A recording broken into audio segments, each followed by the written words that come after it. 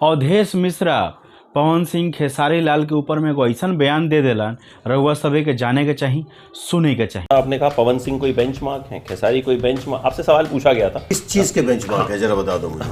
वो है क्या? मतलब अभिनय में वो महारत हासिल के नहीं, आप सिंगर हैं। मैं एक ऐसा विलन हूँ, मेरे मुंह पे थूका भी गया। मैं एक ऐसा विलन हूँ जिसपे महिलाओं ने चप्पल उठा करके मारा भी भरी पब्लिक के बीच में। जब से ये सिंगरों का इस कदर का वर्चस्व यहाँ पे हो गया कि जब सिनेमा की तरफ कोई रुझान नहीं रहा है, एल्बम और एल्बम के माध्यम से एक सिनेमा के रूप में प्रपोजल, तब से इंडस्ट्री। प्रणाम, हम है जीत आर्या, रउआ सब देखा तनी भोजपुरी मरीचा। फ्रेंड्स, भोजपुरी भाषा से प्यार बा, भोजपुरी सुनल देखल पसंद बा तो आज ही हमारे चैनल के सब्सक्राइब करी और बेल आइकन के प्रेस करी नोटिफिकेशन मिले खातिर। फ्रेंड्स, कुछ दिन पहले एबीपी न्यूज़ में एगो एंकर अवधेश मिश्रा से सवाल कैले रहे कि पवन सिंह खेसारी लाल का भोजपुरी में कोई बेंचमार्क है, तो ऊपर जवाब दिलन अवधेश मिश्रा कि पवन सिंह खेसारी लाल यादव कोई बेंचमार्क नहीं है। फिल्म में उनका बेंचमार्क है गायकी को लेकर, सिंगिंग को लेकर, लेकिन एक्टिंग में उन लोगों का बेंचमार्क नहीं है। बेंचमार्क के मतलब कोनो कीर्तिमान स्थापित नइखन कइले, लेकिन एक्टिंग के मामले में अवधेश मिश्रा के बेंचमार्क बा, काहे कि वो बाकायदा थिएटर करके भोजपुरी इंडस्ट्री में आइल बाड़न। लेकिन खेसारी लाल पवन सिंह अपन गायकी के लेके जानल जाए लोग।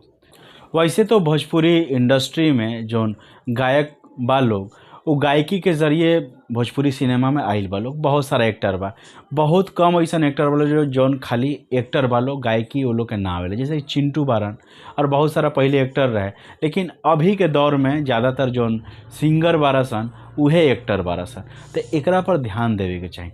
सब काम एक ही जगह करे से जौन भोजपुरी इंडस्ट्री में कहियो आगे ना बढ़ सकल बा। जैसे कि भोजपुरी से कम बजट वाला इंडस्ट्री के मानल जाएला उड़िया इंडस्ट्री के, उहो अपन दबदबा रखता, पैन इंडिया फिल्म रिलीज करता। ई चीज़ में भोजपुरी के भी काम करे के चाहिए।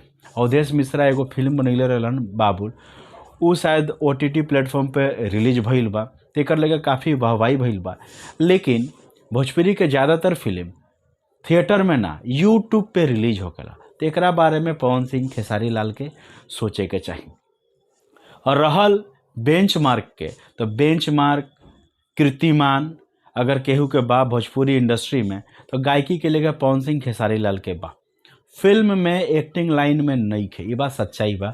लेकिन अगर दोनों एक्टर के बात कही जाओ पवन सिंह खेसारी लाल के, तो एक्टिंग के बारे में, तो एक्टिंग पवन सिंह के अपेक्षा खेसारी लाल के एक्टिंग बढ़िया बा, उनकरा से बढ़िया एक्टिंग करेला। पवन सिंह के सिर्फ उनकर आवाज़ ही बढ़िया बा, एक्टिंग के मामला में वो जीरो बारन, एक्टर ना हुआ।